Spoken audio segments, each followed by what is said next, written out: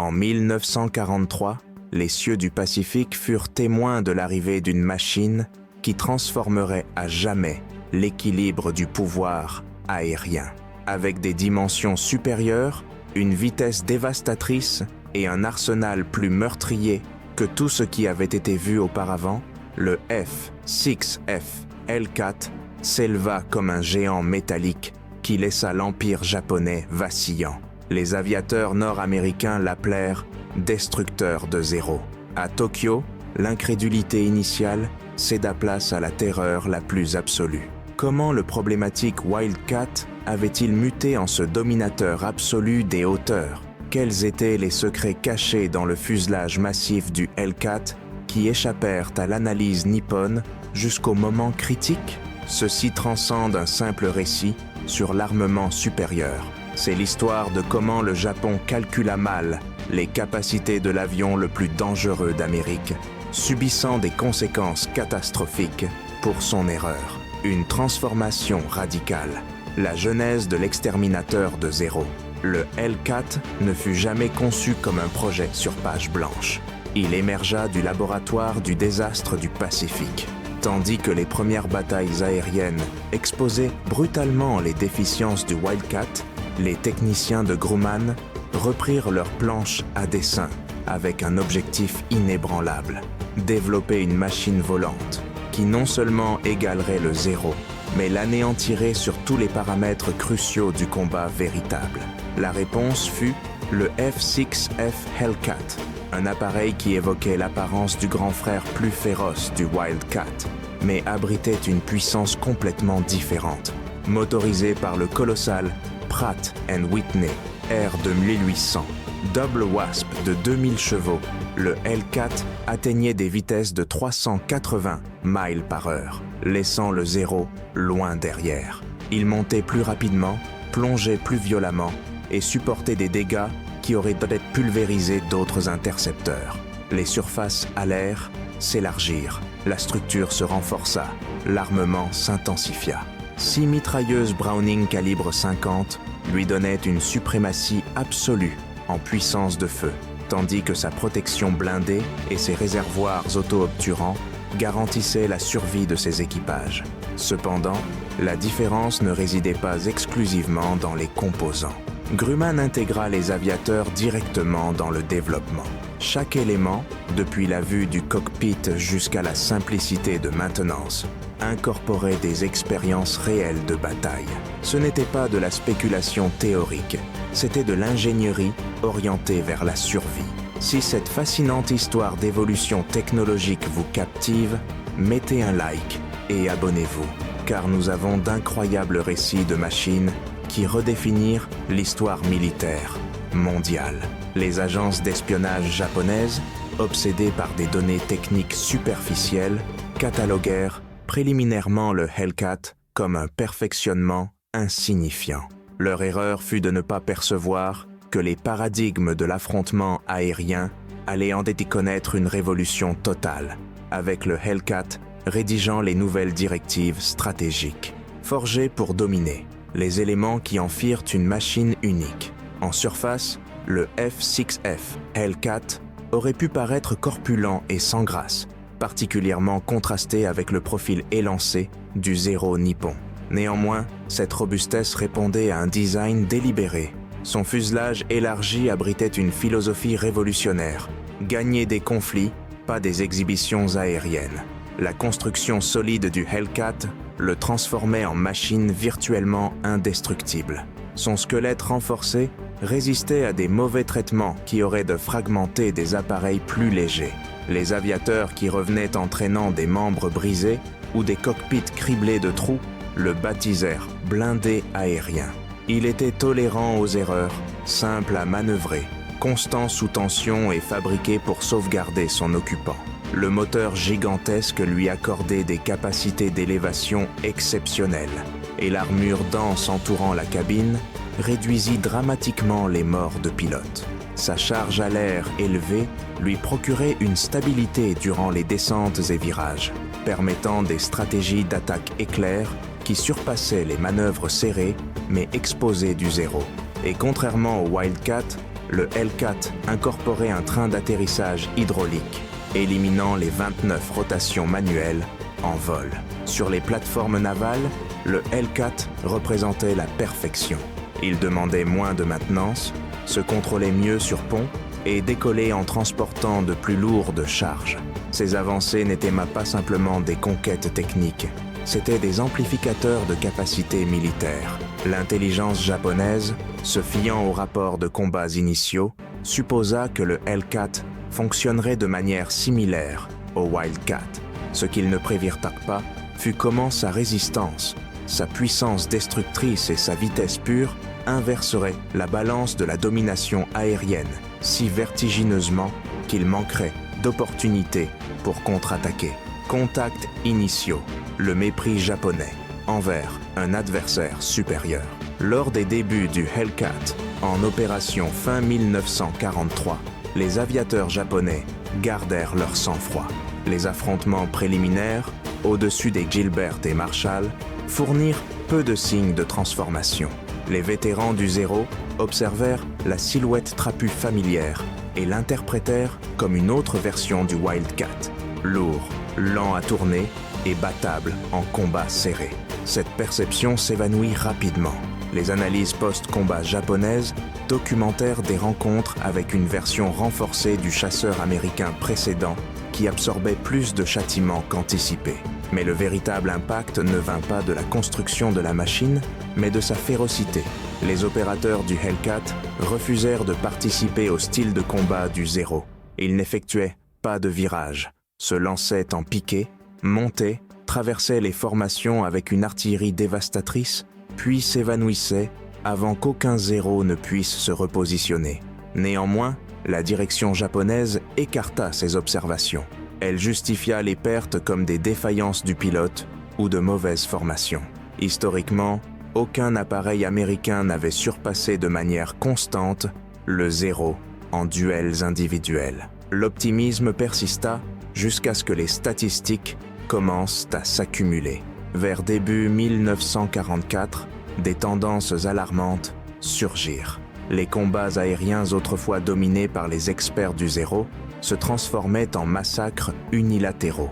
Le Hellcat s'avérait excessivement rapide, résistant et coordonné. Pour le Japon, le défaut le plus dangereux n'était pas technique, mais conceptuel. Il continuait à livrer la guerre précédente, tandis que l'Amérique maîtrisait déjà la future. Moment décisif, les affrontements qui obligèrent le Japon à se remettre en question. L'instant crucial arriva durant la bataille de la mer des Philippines en juin 1944. Ce qui était planifié comme une offensive japonaise puissante dégénéra rapidement en ce que les pilotes appelèrent mélancoliquement le grand tir au pigeon des Mariannes. Plus de 400 appareils japonais furent déployés. Plus de 300 ne revinrent jamais. La majorité succomba face à une unique machine, le F-6F Hellcat. Les spécialistes japonais se hâtèrent de comprendre ce qui s'était passé. Comment leurs aviateurs d'élite, entraînés pendant des années et équipés d'une technologie autrefois invincible, avaient-ils effondré si précipitamment? L'examen postérieur fut dévastateur. Il ne s'agissait pas uniquement de chiffres, mais de la facilité avec laquelle les Hellcats les éliminaient des hauteurs. Le cœur du problème était la synchronisation. Les Hellcats ne fonctionnèrent pas comme des chasseurs solitaires. Ils opéraient en escadrilles disciplinées, implémentant des assauts méticuleusement planifiés. Les formations Thatch, les attaques descendantes et les embuscades de groupe désintégraient les configurations japonaises. Les Zéros, conçus pour les duels singuliers, s'avéraient complètement inadéquats. Pour la première fois, les aviateurs capturés et les transmissions interceptées révélèrent un changement perceptuel. Les commandements japonais cessèrent de considérer le Hellcat comme une curiosité technique. Maintenant, ils le reconnaissaient comme une menace stratégique fondamentale. Les témoignages de survivants japonais décrivent une panique croissante, non pas envers la machine elle-même, mais envers la méthodologie de ces attaques. Dans les hauteurs, la terreur s'avère mortelle. Vers mi-1944, même les pilotes japonais les plus vétérans commencèrent à hésiter. Stratégie, surtechnologie, comment les aviateurs du Hellcat révolutionnèrent les règles. Le Hellcat ne triompha pas pour être plus attrayant ou maniable. Il vainquit parce que les pilotes américains abandonnèrent les tentatives de combattre comme leurs opposants et adoptèrent le combat intelligent. En 1944, les aviateurs navals et de Marines nord-américains avaient dépassé l'obsession du combat aérien traditionnel. L'honneur, l'élégance ou la capacité de virage leur importaient peu. Ils perfectionnèrent des tactiques centrées sur la coopération, l'avantage altimétrique et les embuscades. Les escadrilles de Hellcat pratiquaient inlassablement les attaques synchronisées et répétaient autant le désengagement que le combat. La célèbre tactique Boom and Zoom, plonger, tirer et remonter avant que le zéro ne réagisse, se transforma en la marque distinctive du Hellcat. Contrairement à l'époque du Wildcat, où survivre signifiait improviser, les pilotes du Hellcat entraient dans chaque bataille avec des protocoles établis, les exécutant avec une précision létale. Les commandants japonais interprétèrent initialement ceci comme de la pusillanimité. Ils étaient habitués aux duels individuels. Quand les aviateurs du Hellcat se retiraient et attaquaient à nouveau depuis des positions supérieures ou arrière, les leaders nippons le percevaient comme déshonorant. Mais ce n'était pas de la lâcheté, c'était de la maîtrise. Agressivité maîtrisée, stratégie maîtrisée, suprématie maîtrisée. Même les vétérans du zéro commencèrent à documenter un phénomène inédit.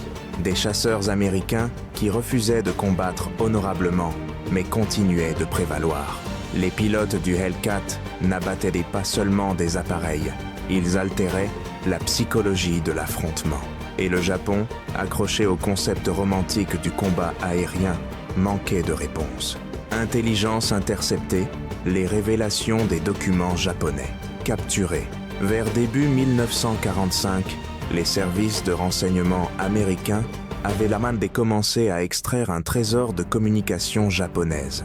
Émissions radio, rapports opérationnels et témoignages de pilotes qui révélaient une perspective beaucoup plus éclairante sur comment le Hellcat était perçu dans les sphères du commandement impérial. Un document décodé du 343e groupe aérien naval japonais caractérisait le Hellcat non uniquement comme supérieur en vitesse et puissance, mais comme impitoyable en coordination offensive. Les analystes identifièrent une tendance inquiétante.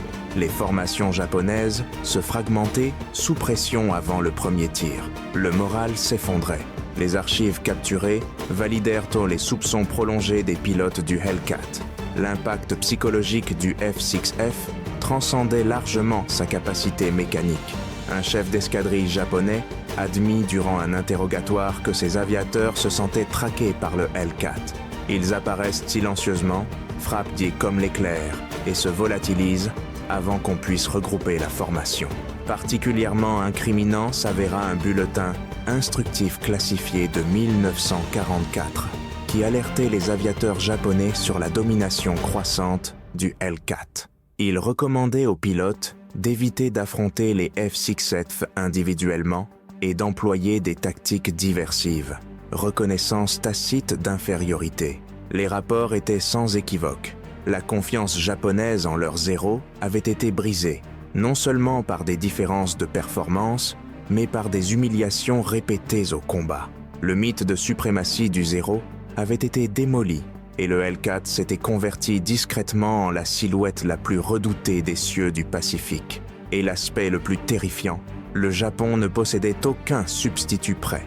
Transformation mentale. Le moment où les pilotes japonais commencèrent à craindre le Hellcat. La peur ne se manifeste pas toujours bruyamment. Elle s'infiltre insidieusement jusqu'à modifier les comportements. Vers mi-1944, les aviateurs vétérans japonais exhibèrent des signes d'une mutation silencieuse de mentalité, une transformation basée non sur la défaite, mais sur l'horreur. Le Hellcat ne les battait pas simplement, il les tourmentait. Les témoignages d'as japonais survivants mirent en évidence une altération radicale d'attitude. Là où prévalait auparavant l'arrogance et la confiance excessive, régnait maintenant la prudence. Les commandants d'escadrille modifièrent les trajectoires de vol pour éluder les zones saturées de patrouille Hellcat.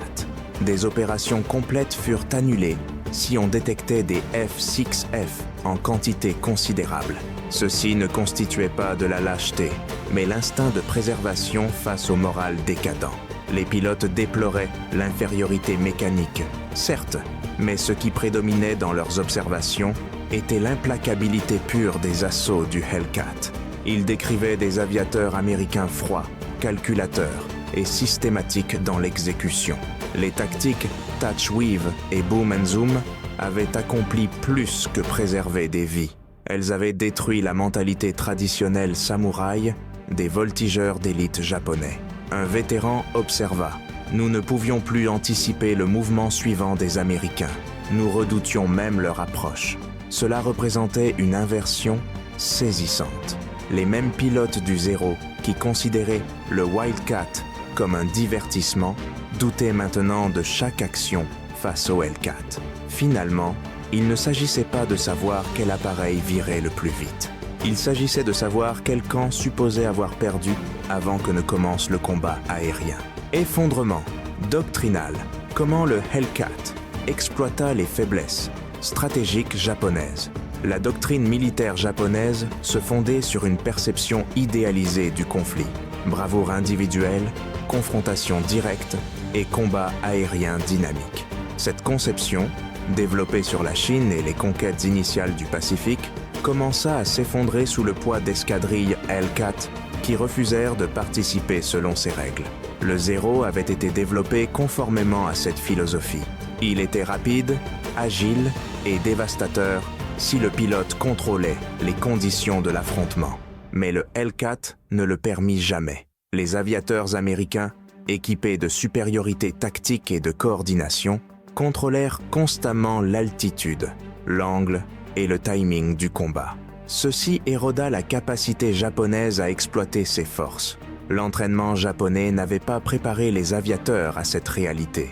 La doctrine mettait l'accent sur les rencontres individuelles, les manœuvres serrées et les combats aériens prolongés. Mais la vitesse et la puissance destructrice du Hellcat convertissaient ces affrontements en brefs et mortels. L'échec japonais a développé sa philosophie de combat aérien, tandis que les défaites s'accumulaient, se transforma en vulnérabilité stratégique. Puis encore, la structure de commandement japonaise résista à l'innovation.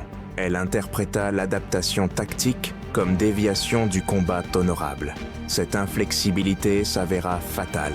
Les aviateurs navals américains n'étaient pas limités par la tradition. Ils étaient limités par les résultats. Le Hellcat exposa cette faille avec une consistance brutale. Les planificateurs japonais ne parvinrent pas à reconnaître qu'ils n'affrontaient pas simplement un nouvel appareil. Ils affrontaient une nouvelle mentalité, une qui s'adapterait, innoverait et éventuellement redéfinirait les normes de suprématie aérienne dans le Pacifique. Héritage aérien. L'impact durable du Hellcat sur la stratégie de combat américaine. Le F-6F. Hellcat ne conquit pas uniquement des batailles.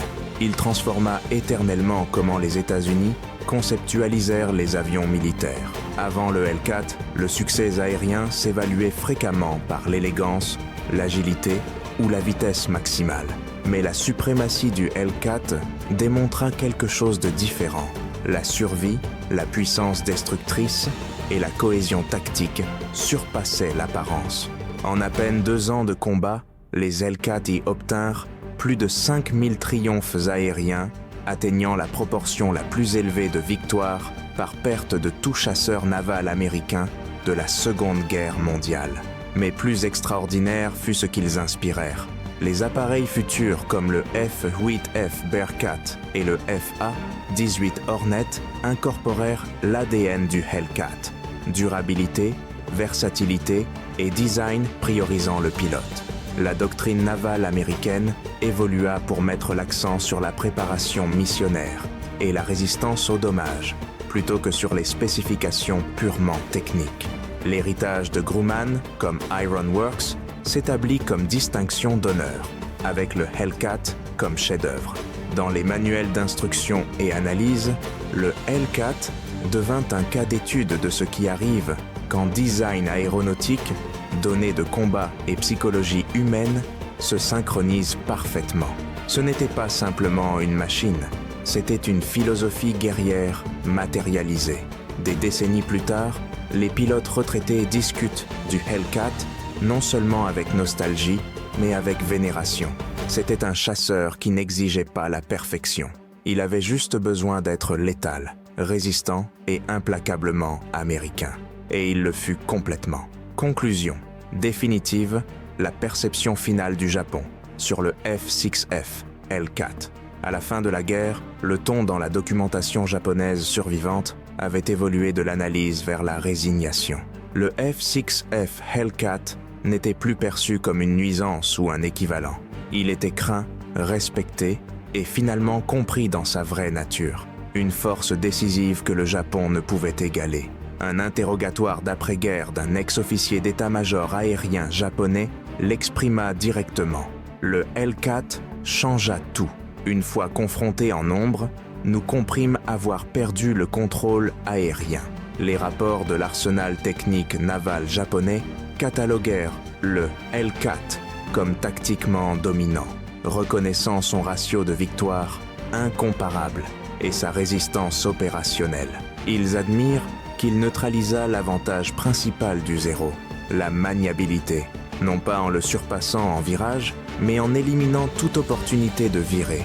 Ce ne furent pas uniquement les statistiques du Hellcat qui conquirent le respect japonais. Ce fut ce qu'il symbolisait. Pour la mentalité japonaise, il se transforma en représentation du pouvoir industriel américain, du pragmatisme tactique et de l'adaptation impitoyable. Il constituait la preuve que l'ennemi avait appris, évolué et les avait surpassés. Définitivement, le Japon ne perdit pas face à un appareil supérieur. Il perdit face à une méthodologie supérieure de conceptualiser le combat aérien. Le Hellcat ne fut pas conçu pour être beau, il fut construit pour prévaloir. Et depuis son premier vol, ce fut précisément ce qu'il accomplit. Si ces histoires fascinantes d'ingénierie et de guerre vous passionnent, assurez-vous de vous abonner à Furie Aérienne et d'activer les notifications, car nous avons énormément d'autres histoires incroyables sur les machines qui définirent le destin d'empires entiers.